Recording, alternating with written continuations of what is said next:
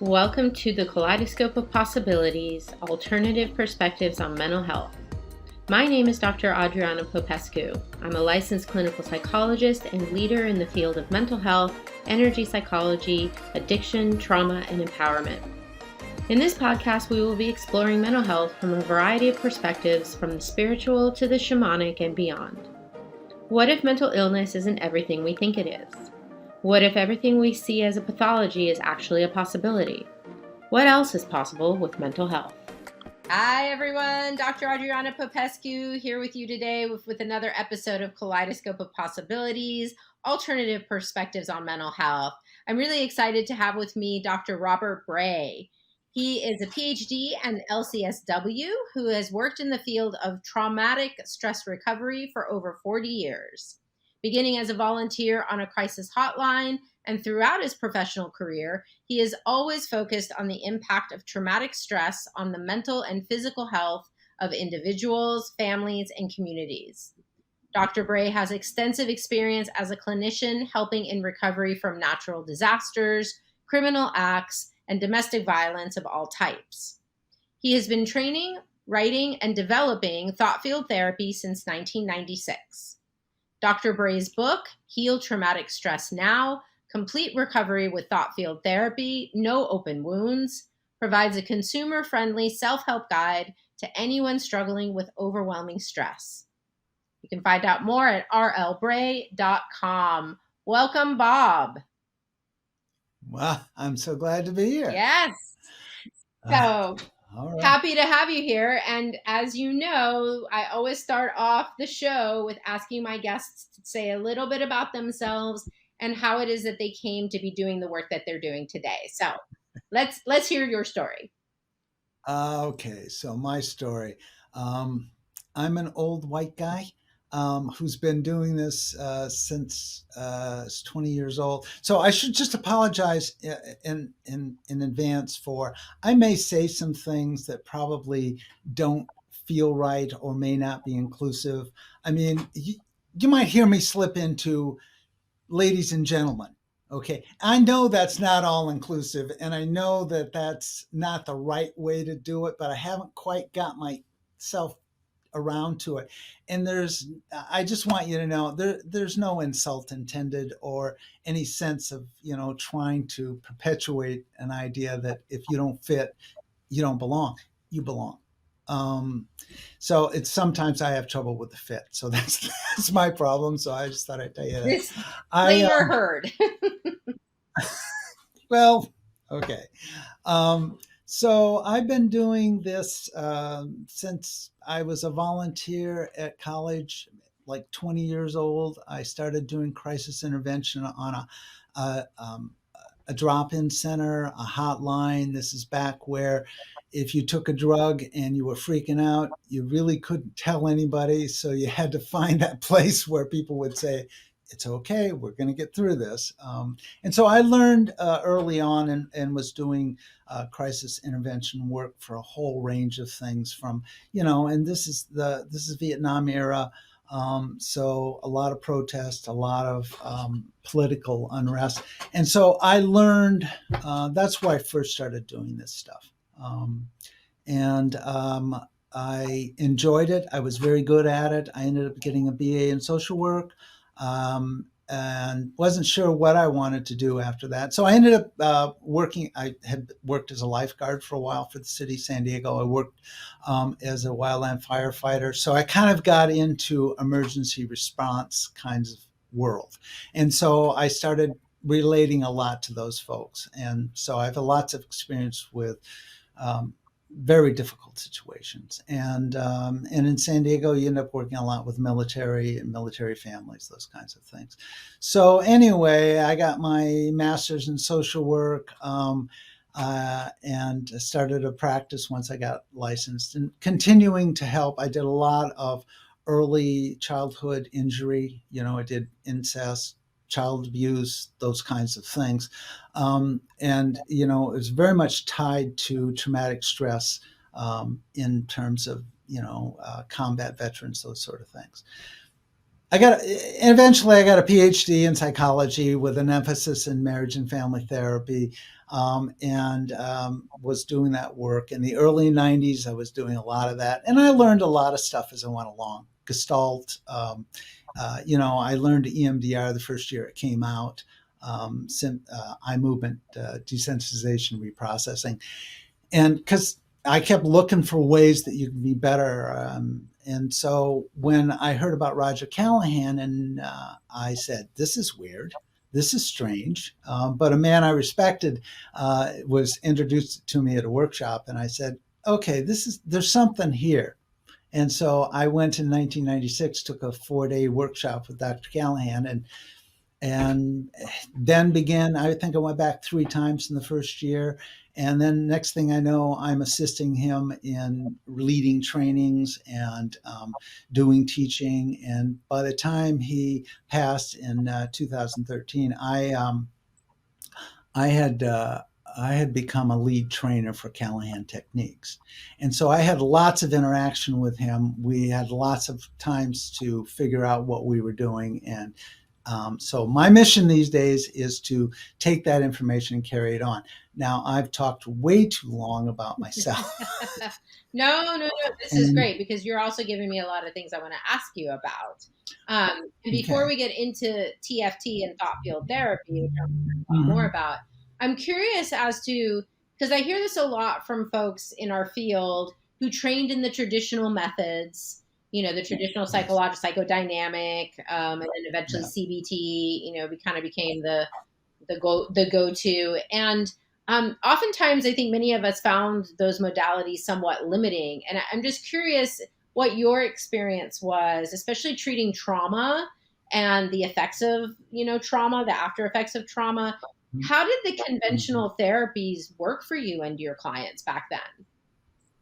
Well, first of all, I'm not sure I did conventional therapy. I mean, I was trained in cognitive behavioral work. I know that, but I was also trained in Gestalt. Mhm.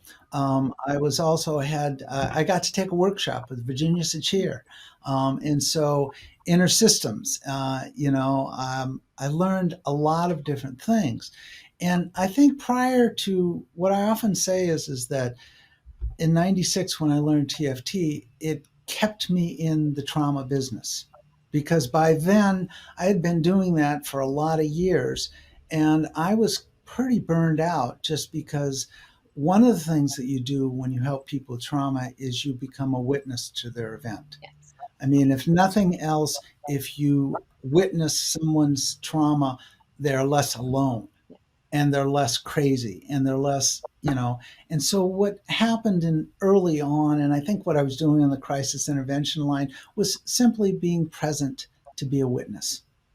And as you witness their trauma, you begin to help them understand how to live with it.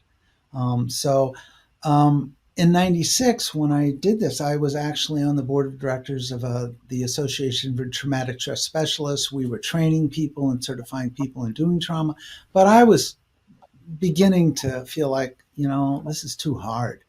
And when I learned EMDR, it was helpful. I learned that in '93, I think. It was helpful because it gave me a structure to hang some things on, and it was much more effective in terms of um, treatment than anything before that. But in '96, when I learned TFT, I learned that, oh, I could keep doing this because I learned how to use it for myself and how to treat my own overwhelming negative emotions that come up when you're witnessing for other people, when you're hanging in there with them. And so I was able to then start tapping for myself. And so now I don't have a problem in staying in this work because I know that I can help care for people in a way that's more than just being a witness to them and being present for them. It's that.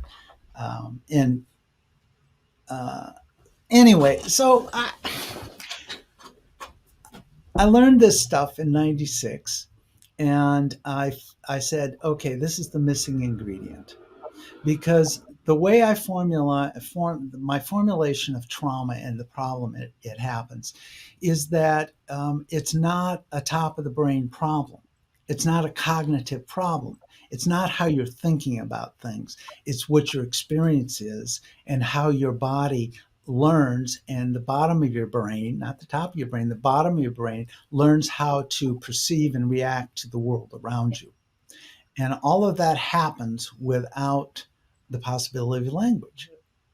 So, what I often say to people is when I'm working with you, I'm not really interested in what you're thinking. I'm more interested in what you're experiencing, what you're reacting.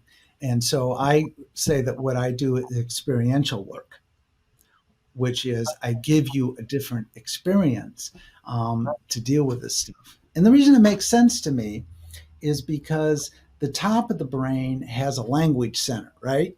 And you can, language is possible, words are possible, abstraction is possible.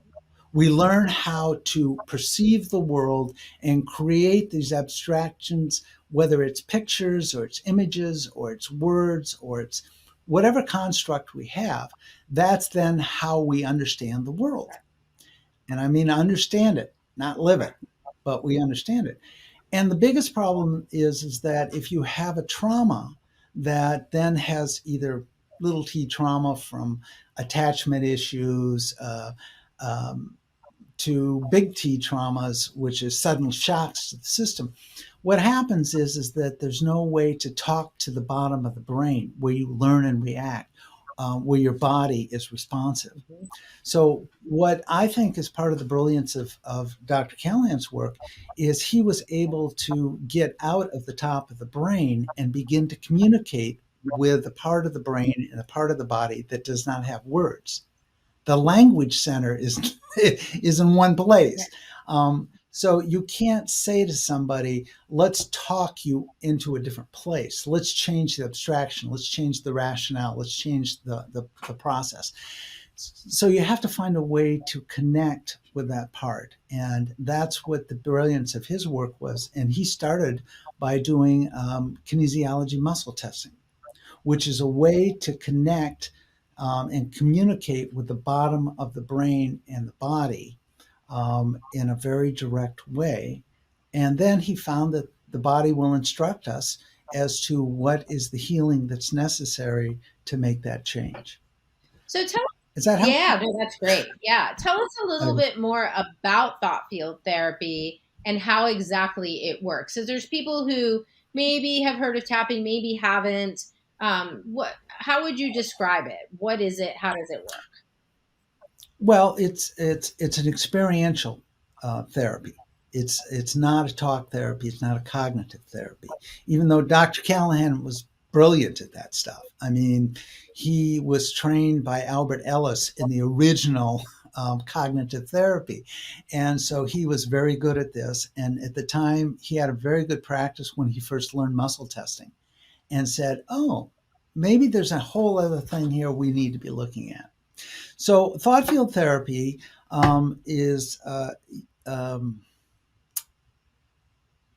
I'm trying to think of a straightforward way to talk about it. That it's a way to alleviate overwhelming negative emotions by stimulating meridian treatment points on the body in a specific sequence.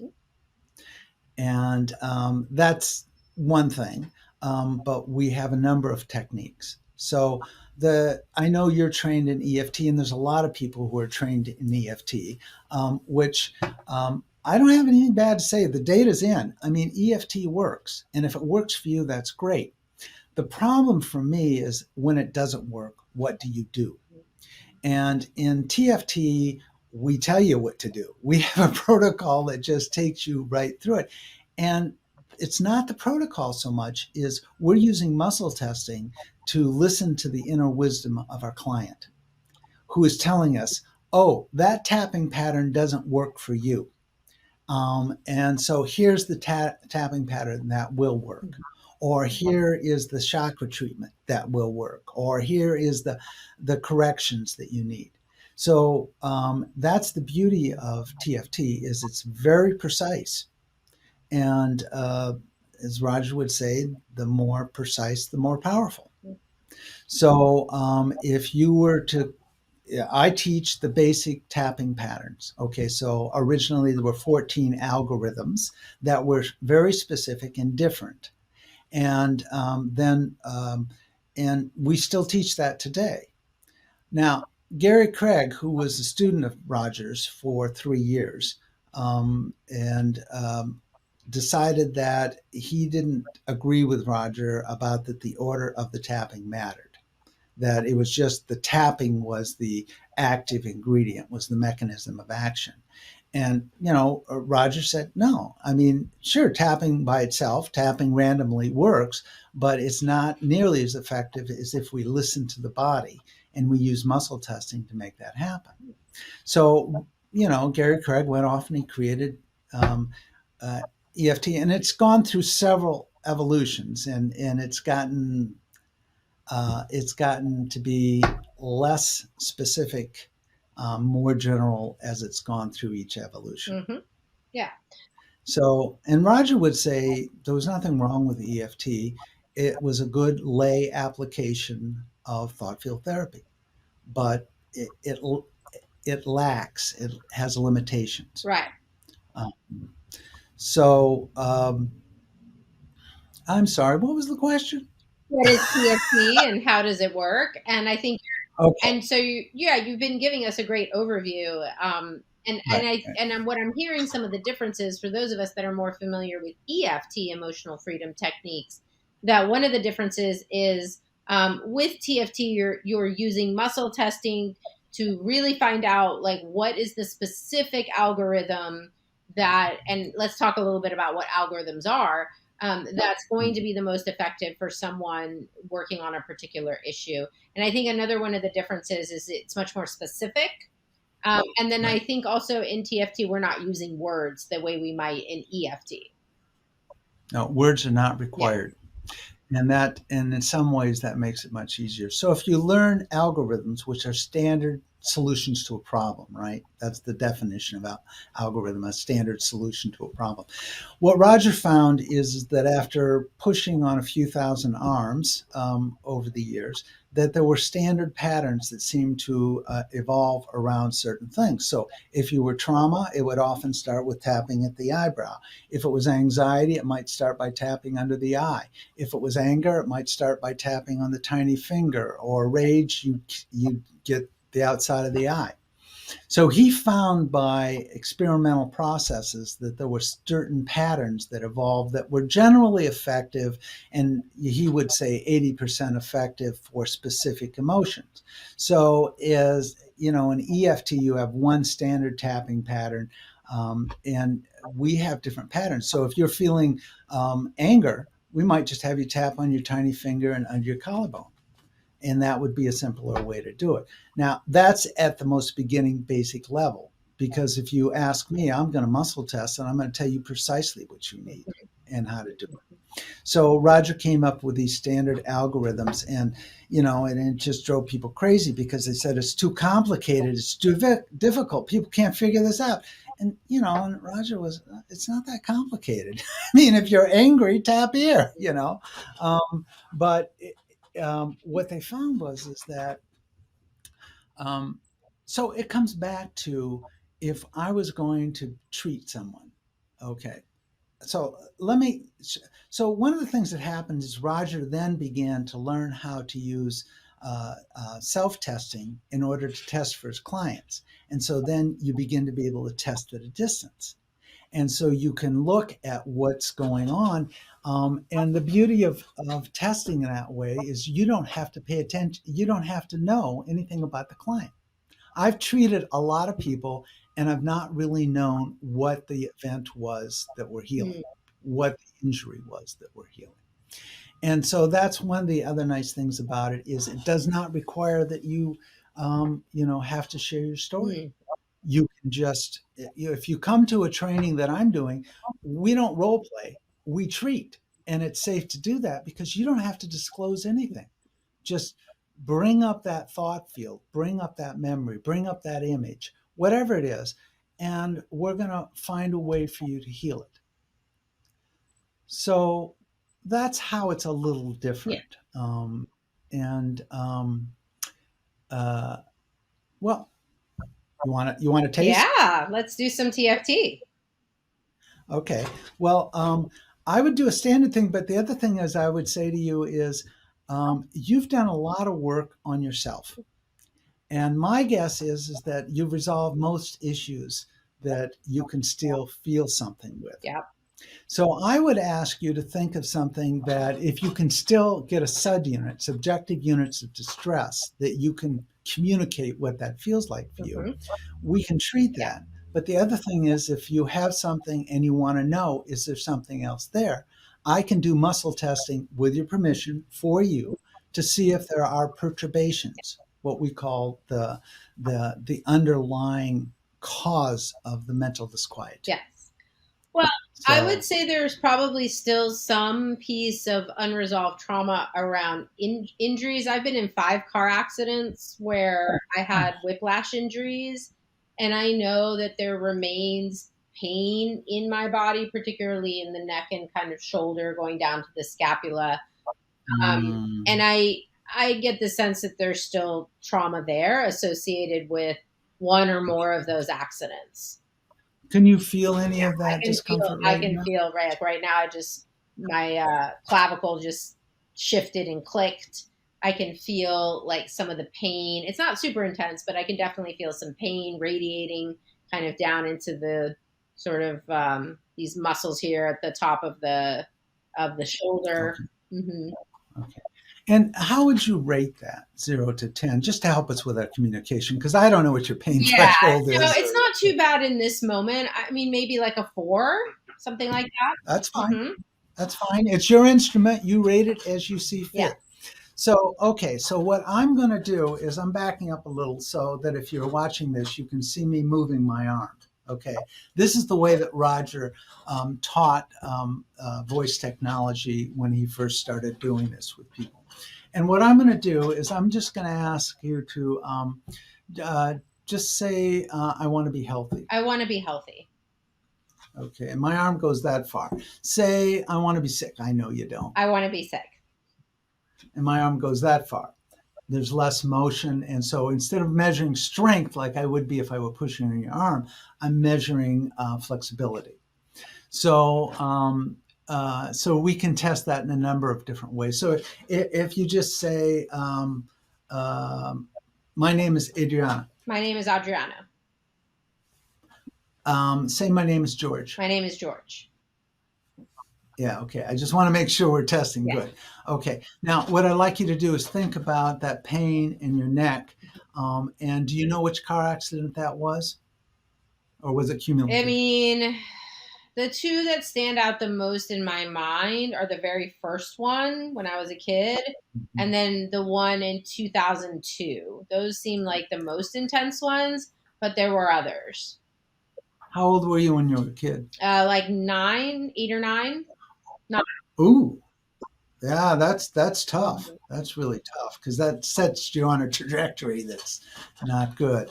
Okay, so just say, and we'll just ask your body. Say it would say I should treat the first trauma first. I should treat the first trauma first. We could treat them all We together. can treat them all together. Okay, so I got a yes on the first one and a no on the second one if you can't see what I'm doing. So we're going to treat that first one. So I want you to think about that 9-year-old who is injured and say, healing this injury completely. I'm healing this injury completely. No, say healing this Oh, injury healing completely. this injury completely. Right. You don't have to put yourself, we know that you want to heal this. There's no question. Okay. But notice my arm was short and it says that tells me there are some disturbances in your thought field around that we can treat. Right. And then I'm going to touch different points on my body to see. So tap on your tiny finger. And so I'm actually listening to your body, chin, Um, and it's the rib point. It's right under your breast on the first rib there. Does it matter which one, left or right? No, they are on both sides. Under eye, beginning of eyebrow. Let's go back there. Okay. And then under collarbone. Okay. Now we're going to do the 9 gamut series. This is something that's not currently in EFT, but yes, tapping the back of your hand, the gamut spot is between the pinky finger and the ring finger knuckle, go about a half an inch towards your wrist. And then you're tapping there while we do 9 things fairly quickly. Close your eyes, open your eyes. With your eyes, look down to your left. With your eyes, look down to your right. Whirl your eyes in a big circle. Whirl your eyes the other direction. Hum, count, 1, 2, 3, 4, 5. hum again.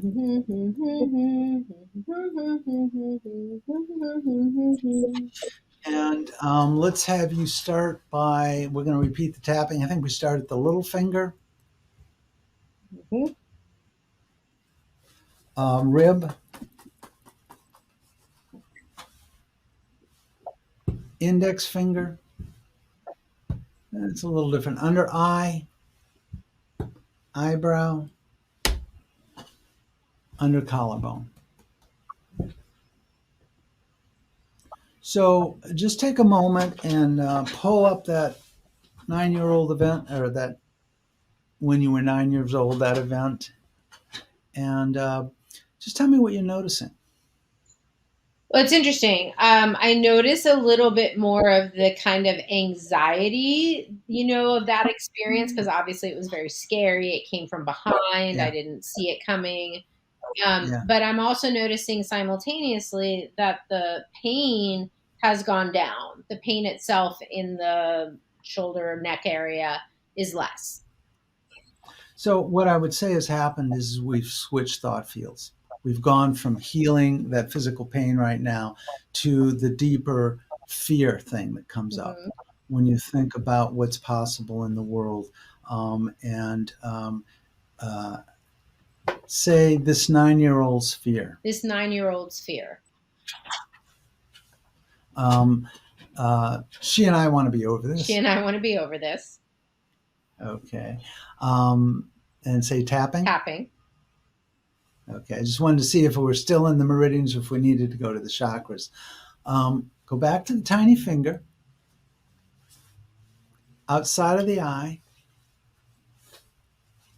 index finger, beginning of the eyebrow,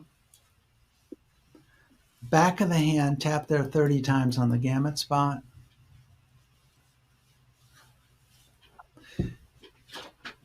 And then underarm,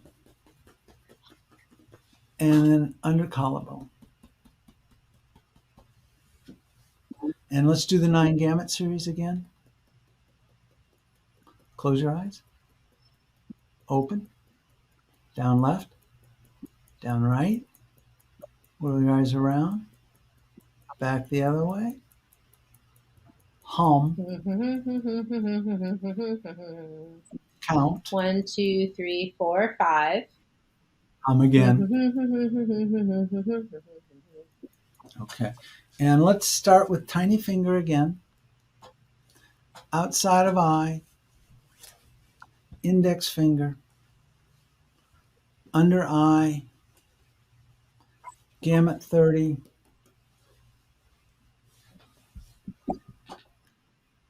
And let's just do then under collarbone.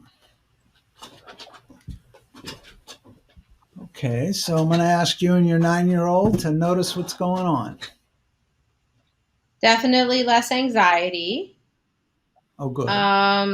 Almost even access. I can feel that child part having a little bit more like access to joy or positive emotion. Yeah. Don't be so. It's okay. That happened. It hasn't happened in that same way again. Shit happens, but life goes on. Yeah.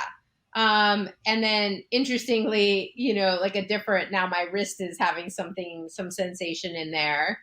Okay. And there's still a little sort of, I would call it maybe like a dull ache. Um, Okay. but definitely, more like a 2 or something than the more intense, sharp feeling that was the 4. Just say letting this heal physically Let me, now I want to say it right. Healing my current body. Healing my current body. Okay. Tap the beginning of the eyebrow. Tap the gamut spot 50 times.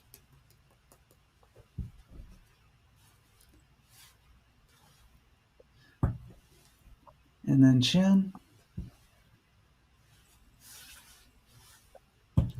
Rib again.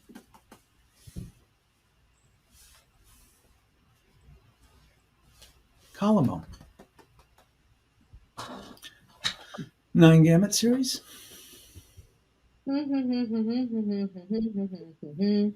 One, two, three, four, five.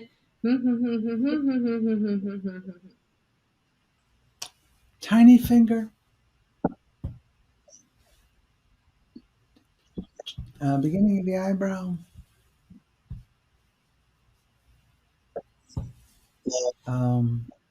Chin. Rib.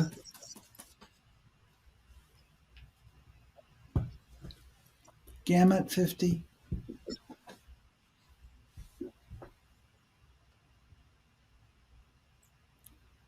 Collarbone. All right. So let's just check in with, the fact that you've gone from that 4 down to a 2, it's really good. And there's some other pieces in there. But I'm just wondering, what are you noticing now? I felt on that round like a real kind of drop in my nervous system. I'm pretty attuned to when my nervous system's amped up, and Yeah. I felt more of like the shift into a more parasympathetic or calmer state. And that seems to come with like an overall relaxation in the body where there may have been like more tension before. I can feel kind of the whole body is just relaxed more. And more healing. Yeah. It's a more healing state. Yeah, Yeah. exactly. So it feels different than So, when we started, for sure. okay. So this is what you can do if you use Dr. Callahan's original work and understanding, which is that you can get things done deeper, more completely, faster. Now, I'm not saying you couldn't have treated these things with EFT, Sure. but I'm not sure we would have gotten as far as we did this quick. No, I love this. And so I guess my question for you is, can people do this on their own, or is it really best to work with a trained practitioner? Well, it depends on who you are. The thing is that I've been doing this so long, I can treat myself in my sleep because it's second nature to me. If it's something that you're a therapist and you're already pretty in touch with yourself, that's fine. Go ahead and just develop the techniques and follow the protocols. You can do it. My caution to people who are not therapists or have not done this is that as soon as you enter those thought fields, it becomes triggering. Mm-hmm. And you want to make sure you've got enough skill and technique and support that you can, if you do get triggered, that you can calm that down, you can come back into the present moment. And that would be my hesitation to say, yeah, anybody can do it anyway. Well, maybe not. You Yeah. need to be careful about what you're doing and who you are. Right. Um, but yes, if you can do muscle testing, self muscle testing, then you can learn the protocol, and you can treat yourself. You can treat other people with it. There's no, it's pretty straightforward. There's no belief is required. You just have to be willing to engage and follow the protocol. And tell us just a little bit for those that might be more scientifically minded. What's the mechanism of action? What exactly is happening as we're thinking about the trauma or upset and tapping on these acupuncture points? What exactly is happening? Well, there's a number of ways you can approach this. I mean, EFT would have an explanation they would have, but I kind of like I work with memory reconsolidation theory a lot, because I think what it does is it says that it's possible to unlearn and new learn original Yeah. learning. And so What the bottom of the brain is about, what the body is really about, is being able to perceive what's around you and then be able to react to it without thought, because thought just slows everything down. And if you're trying to survive, you can't Yeah. do that. So I think what it does is it activates a specific memory. And while you've activated those neurons, they become open to changing that understanding, that memory, that knowledge. And tapping is a way to do in in coherence therapy. They talk about juxtaposition, where you can't have two things true at the same time. Well, when you tap, you change the experience. Yes. And so when you consolidate the memory, you got to choose which one of the experiences are you going to hold on to. Mhm. So that's a little bit about how I think about it. But it's an area that's Yeah. theoretical. What we know is practically it works. Right. Um, And we have scientific data too. I think people sometimes, don't realize, like, because it seems so out there or woo woo, right, even right. here in California, sometimes where we are, where people in general are more open to these kinds of things, we still do get sometimes the skeptics. But there is a rather large body of research that supports. Well, there's like 255 peer-reviewed journal articles and books and that kind of stuff. When I started this, I would go on a database and find three, references to thought field therapy. But if you're interested, you can go to energypsych.org, which is the Association for Comprehensive Energy website, and click on the research, and you can get a page that gives you the general information. It's two meta-analysis. We know that it's the most robust treatment for PTSD there is currently, compared to others. And if you click on another button, you can get a bibliography, abstracted, or just all those articles, and you can go as deep as you want. But the information is there, and it's free for Yeah, anybody. that's wonderful. ASAP is a great resource, and I love like the humanitarian work that's been done where people have taken TFT to Africa and different Mhm. places and worked with the victims of Mhm. the people who witnessed the genocides in Rwanda and different things. There's been really Yeah. amazing work that I know we don't have time to get Yeah. into, but I just it's a wonderful resource. And there's also on the ASAP website, there's the self-help videos, the resources for resilience, um, Yeah. that are great videos if you're feeling overwhelmed, if you're having kind of one of those fight flight panic attack Moments. type Yeah. things. So ASAP is great. It has wonderful resources. We're both members. We actually just saw each other at the conference a few Yeah. weeks ago. I wanted to ask you about training and consulting. This is something that you're doing a lot of these days. And you're working, I think, too, with some first responders. Is that right? Or have at least worked with Well, them? well, I have in the past. For many years, I was a trainer for the International Critical Incident Stress Foundation. They're the people who originally came up with the idea of critical incident stress debriefing, Mhm. the process that you do so that people don't end up having to suicide or burn out of these very intense jobs. And so I did a lot of training with them as their one of the regional trainers. I would go and teach people how to do thought field therapy, not the muscle testing stuff, but the basic algorithm stuff. So we would have, half mental health, half paramedics, EMTs, cops, that kind of stuff. So I've had a lot of experience working with that population. They love this stuff because you don't have to talk. Right. You can just make it better.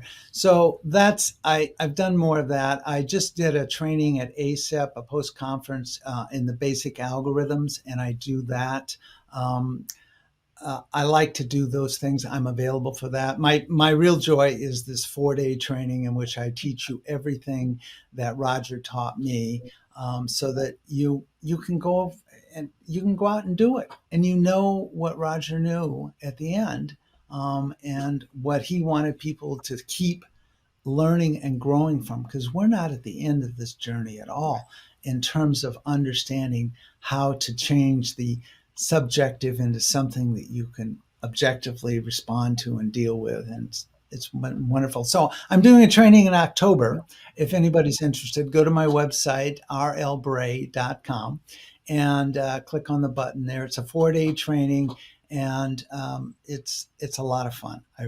This would be the third, fourth time I've done it. Each time I do it, I keep changing it, and so it's an opportunity to learn a lot. Now, is this for the trained mental health professional? Is this for kind of anyone who's interested?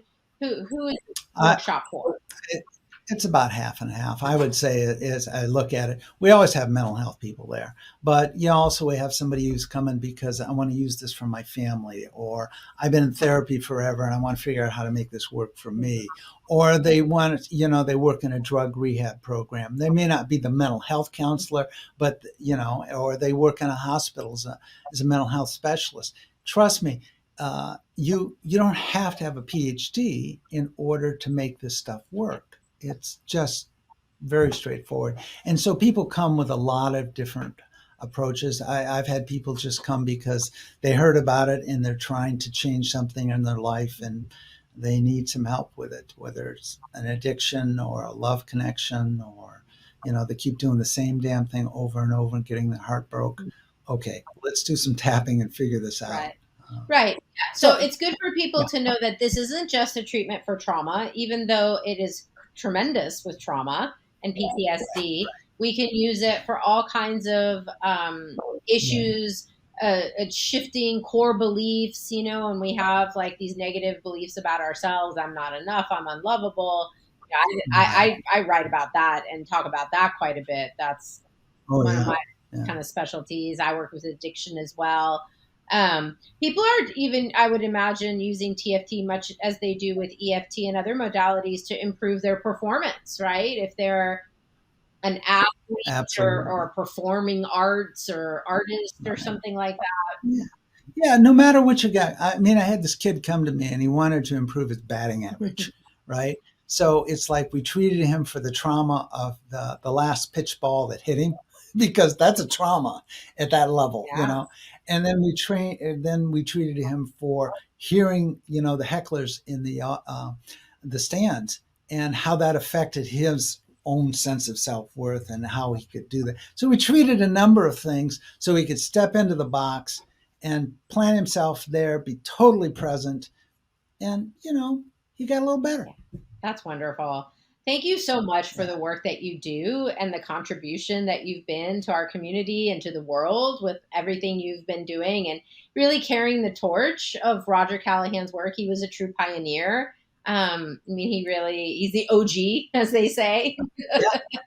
And I really appreciate that, you're continuing this wonderful work, because it has worked for so many thousands and thousands of people. So I'm so grateful that we've been able to have this conversation and that you've been on with us. We're going to go ahead and put all the resources in our show notes, including Bob's website. He's also written a book. We'll put a link into that. And to the workshop. You can find out more about his workshop coming up in October. Any final thoughts you want to leave us with? I would throw in the link to ASAP's research page. I think that's really important. Final thoughts. This has been great fun. I really appreciate you letting me do this, and I'm available to talk about TFT anytime, anywhere. And so this is a treat for me, and thank you for letting me do this. Thank you for being here.